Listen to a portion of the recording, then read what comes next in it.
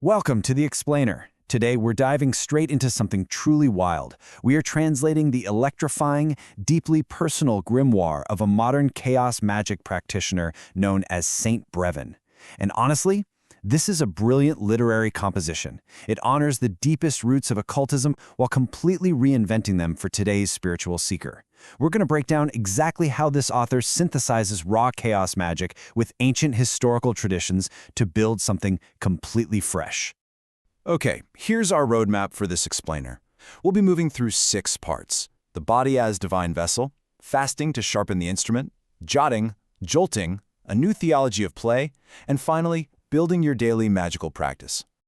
Let's jump right into Section 1, the body as divine vessel. Now, this is the absolute foundation of St. Breven's practice.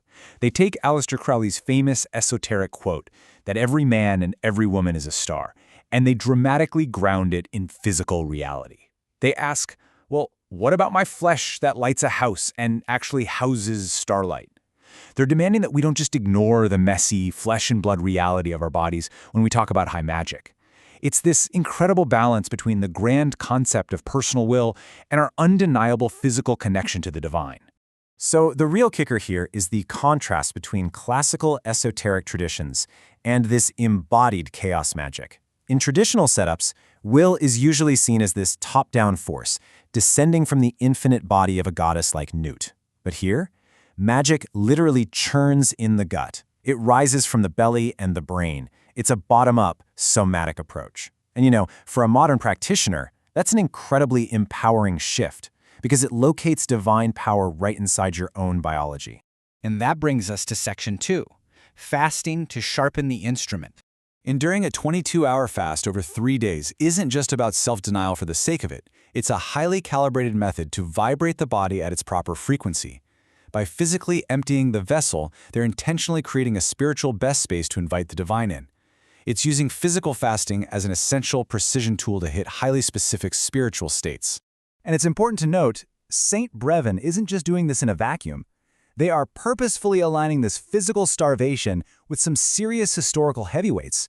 We're talking about Julius Evola in esoteric traditionalism and Christian mystics like Teresa of Avila and John of the Cross, all of whom used fasting to invoke profound visions.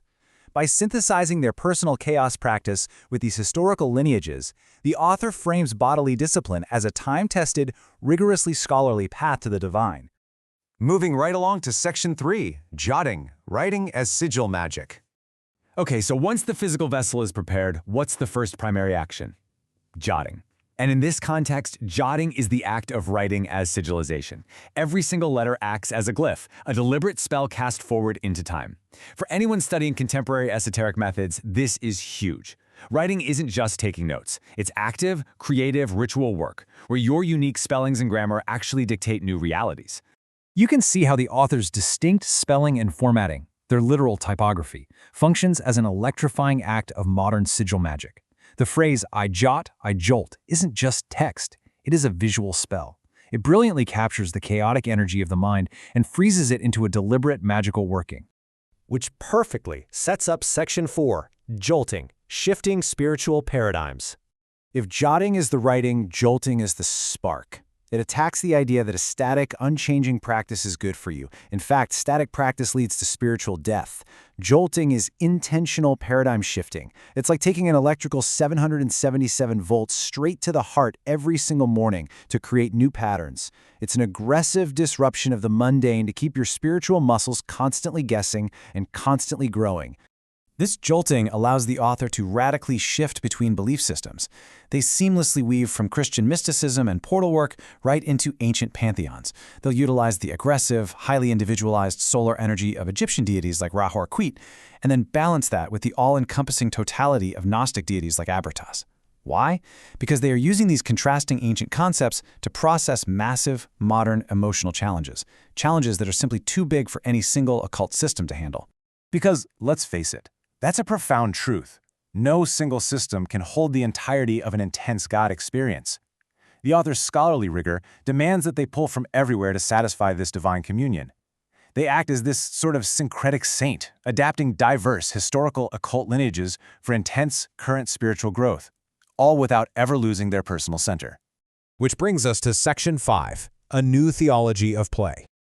All this intense communion leads to a really fascinating dynamic. While Crowley relied heavily on this scarlet women, and John of the Cross had his contemporary Teresa of Avila, St. Breven relies on St. Venus, their higher selves and their gods. It's a beautiful contrast.